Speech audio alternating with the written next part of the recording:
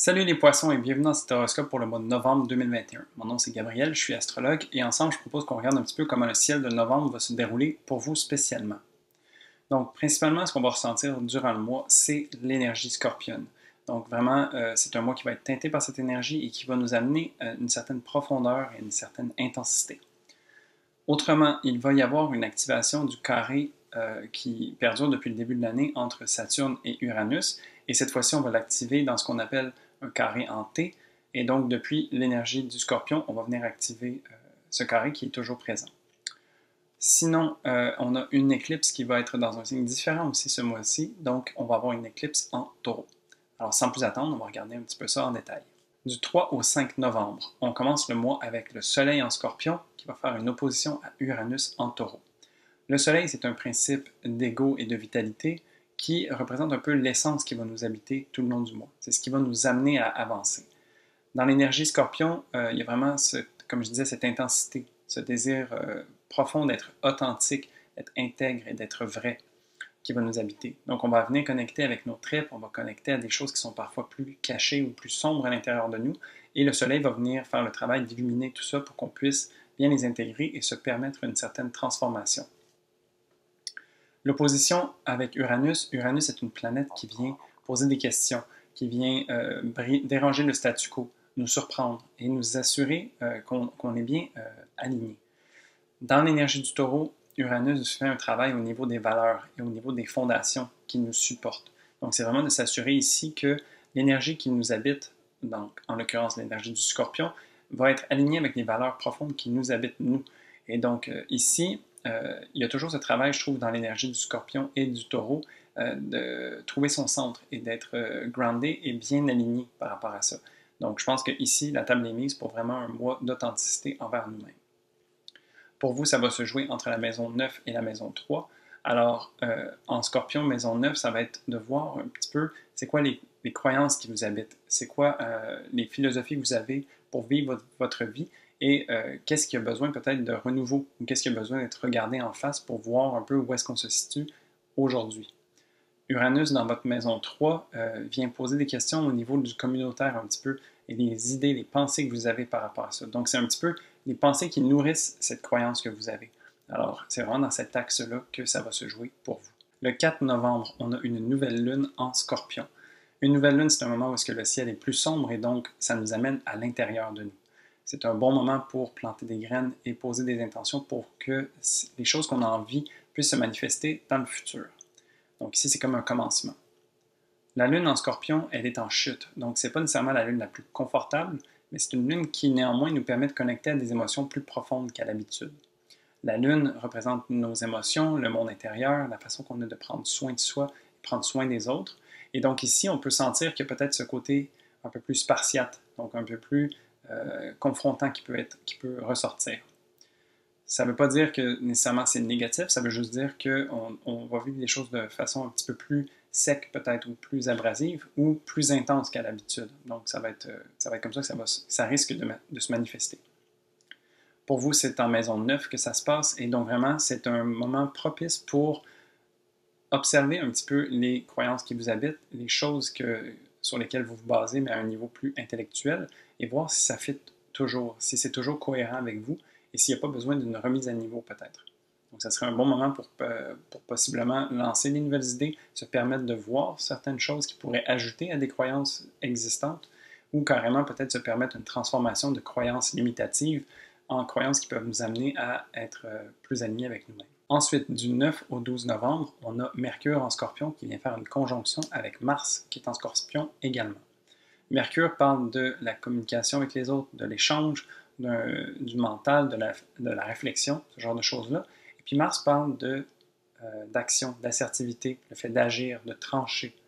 Et donc, dans l'énergie du Scorpion, c'est vraiment ce désir d'être aligné avec soi-même, d'être authentique, vrai, et d'agir en conscience, en fait, avec honnêteté, pour qu'on soit capable d'être cohérent avec qui on a envie d'être à ce moment-là.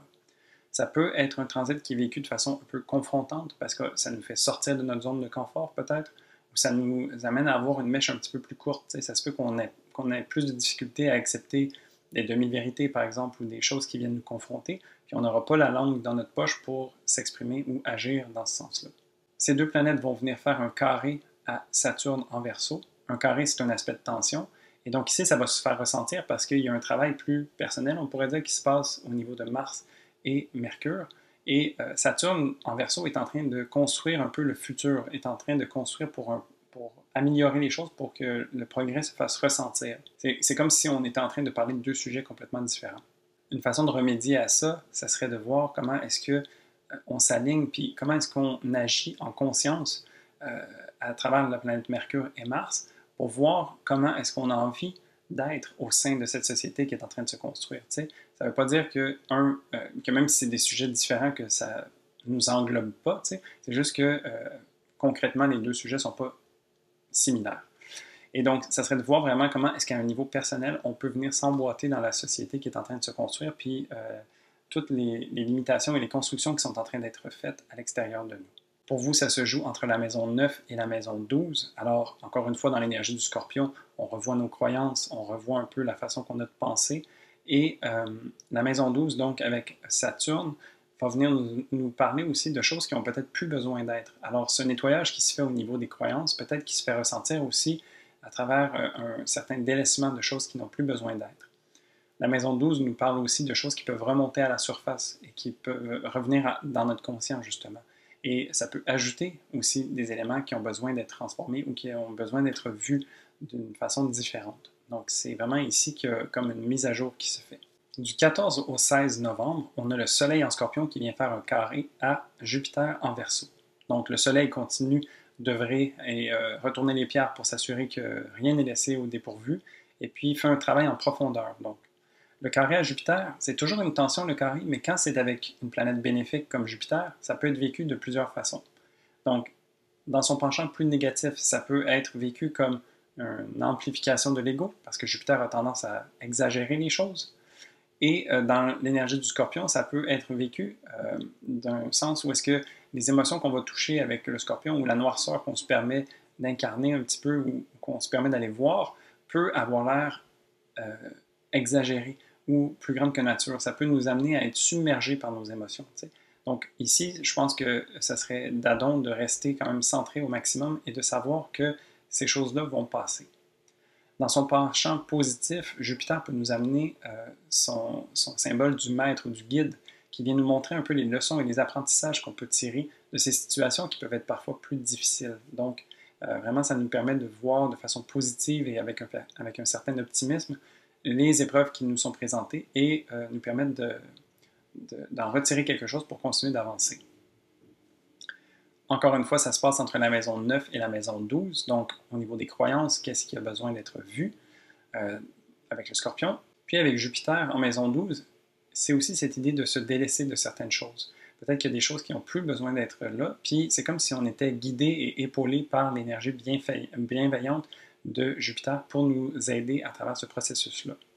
Aussi, peut-être qu'une chose qui serait pertinente, c'est de prendre un certain pas de recul. Tu sais, la maison 12 parle un peu d'isolement ou de se retrouver seul, d'être en retrait. Et donc, peut-être que ça peut nous permettre aussi d'avoir une certaine clarté d'esprit ou nous offrir un certain moment de pause et de silence qui nous permet de bien intégrer un petit peu toutes ces transformations qui sont en train de s'opérer. Ensuite, du 16 au 18 novembre, on a Mars en Scorpion qui vient faire son opposition à Uranus en Taureau. Ici, on revisite un aspect qu'on a vu au début du mois avec le Soleil et Uranus, mais cette fois, c'est au niveau de nos actions. Donc, c'est vraiment important d'être aligné ce mois-ci et d'être honnête envers soi-même. Et c'est surtout à ce moment-ci, à travers nos actions, que ça va se faire ressentir. Donc, Uranus pose toujours les mêmes questions. Est-ce qu'on est toujours aligné sur nos valeurs? Est-ce qu'on est sur des fondations solides? Et Mars nous amène à poser des gestes concrets et des gestes précis dans ce sens-là. Donc, ici, ça peut être un appel à l'action pour se rectifier, ou ça peut être aussi un moment où est-ce qu'on peut être vraiment dans une certaine fluidité si le travail a, par exemple, déjà été entamé, si on se permet déjà d'être à l'extérieur de notre zone de confort et de manœuvrer. Donc, c'est ce genre de dynamique-là que ça peut venir apporter. Pour vous, encore une fois, c'est entre la maison 9 et la maison 3, donc au niveau des croyances en Scorpion, qu'est-ce qui a besoin d'être transformé, et en maison 3, c'est quoi les pensées qui vous habitent, c'est quoi la manière que vous avez d'échanger avec les autres dans tout ce qui a trait autour de vous, comme la communauté, vraiment les gens qui sont proches dans le quotidien, comment est-ce que tout ça vient se placer. Donc, c'est une certaine demande d'équilibre qui vient s'établir ici. Et encore une fois, dans l'axe Scorpion-Taureau, c'est ce besoin d'être centré sur soi-même. Le 19 novembre, on a une éclipse lunaire partielle en Taureau. Une éclipse lunaire, ça arrive quand une pleine lune est conjointe au nœud nord. On parle ici d'une éclipse partielle parce que le nœud nord est toujours en Gémeaux et que la lune se trouve en Taureau. Donc, ils sont à l'extérieur du signe. Et donc, c'est pour ça qu'on appelle ça partiel. Une pleine lune, c'est un moment où est-ce que habituellement on manifeste, puis les énergies sont propices à ça. Cependant, quand c'est une éclipse, c'est déconseillé de le faire parce que les énergies sont très puissantes au moment des éclipses et qu'il y a un certain chaos ou désorganisation qui s'installe. Alors, si on cherche à avoir A, peut-être que ça va nous générer un B. Donc, c'est pas nécessairement recommandé de manifester dans ces moments-là. Ceci dit, la Lune est en Taureau et donc ça peut être vraiment un moment intéressant pour se permettre un temps de pause. La Lune en Taureau, elle est dans son signe d'exaltation et ce qu'elle aime, c'est les plaisirs simples, de retrouver ses sens, de pouvoir être en nature, donc de vraiment se poser. Et donc je pense que le mois de novembre va déjà faire brasser beaucoup de choses et que ça peut être un moment propice pour juste se reposer en fait. Donc de prendre ce cool puis de se poser. Pour vous, ça se passe en maison 3 et donc, ça serait l'idéal de trouver peut-être une nouvelle place dans votre quartier qui vous appelle. Peut-être que ça serait d'aller prendre une marche dans un parc proche de chez vous avec un ami. Ce genre de choses-là peut vous ramener un peu à une certaine simplicité et vous nourrir vraiment adéquatement. Pour finir, du 27 au 30 novembre, le Soleil et Mercure vont avoir changé de signe et donc vont être en Sagittaire et vont faire une conjonction. Donc ici, vraiment, ça change la donne complètement. C'est une autre saveur, c'est une saveur plus légère, beaucoup plus orientée sur le cœur parce que c'est un signe de feu, le Sagittaire. Donc, c'est comme si on faisait un travail chirurgical dans l'énergie du Scorpion où est-ce qu'on est très focalisé. Et maintenant, dans l'énergie du Sagittaire, on a envie de sortir dehors. On a envie de ne pas penser nécessairement à ces problèmes ou à ces choses qui se manifestent et qui se mettent au grand jour pour nous. On a envie d'aventure, de changer de donne, tu sais. Et donc, je pense que ça va être à point parce qu'il y a beaucoup de choses qui vont se passer en Scorpion. Et donc, quand on va se permettre d'aller dans l'énergie du Sagittaire, ça va nous permettre un certain pas de recul. Le Sagittaire aime avoir les choses dans leur globalité, de voir l'horizon plutôt que les choses qui sont droites en face de lui. Alors ici, ce pas de recul permet peut-être de voir en fait la globalité de toutes ces choses qui ont été déterrées dans l'énergie du Scorpion et nous permet d'en tirer des conclusions et de faire une synthèse, ce qui peut être super pertinent. Mercure va beaucoup aider à ça aussi, sauf que Mercure en Sagittaire, il se trouve à être dans son signe d'exil, ce qui veut dire que Mercure n'est pas le mieux outillé pour faire tout ça. Sauf que, tu sais, je pense que ça peut être intéressant parce que justement, ça vient contraster l'énergie du Scorpion et puis ça vient faire en sorte qu'il y a une certaine intégration qui peut se passer aussi. Parce que des fois, d'avoir trop le regard rapproché nous empêche de voir plus grand. Et donc, Mercure, qui se donne ce pas de recul, est considéré un petit peu plus brouillon, ça permet de voir plus large et donc de voir les choses différemment, ce qui peut amener une certaine intégration quand on se le permet. Pour vous, ça se passe en maison 10 et donc vraiment, ça va être aussi de voir à travers votre carrière, peut-être que à travers la façon que vous avez d'être public, peut-être que ça vous permet d'avoir un point de vue différent. T'sais. Donc, il y a beaucoup de choses qui vont se passer à un niveau personnel avec l'énergie du Scorpion.